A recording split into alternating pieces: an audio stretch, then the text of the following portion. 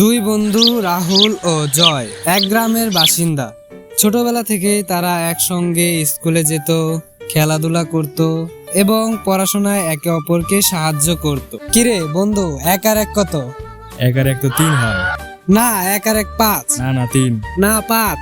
কিন্তু হঠাৎ এক বন্ধু অনেক অসুস্থ হয়ে গেল। কিরে বন্ধু, কি খবর রে তোর? আমি তো অনেক অসুস্থ রে।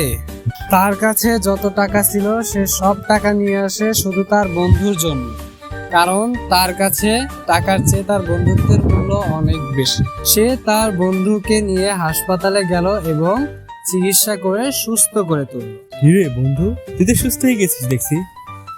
রে, আমি শুনলাম তুই নাকি সব টাকা দিয়েছিস। কে বললো রে? আমি তো কোনো টাকাই দেইনি।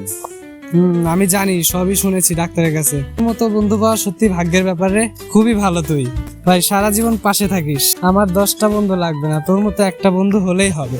তাদের বন্ধুত্ব ছিল ত্যাগ, ভালোবাসা ও বিশ্বাসের এক অনন্য উদাহরণ।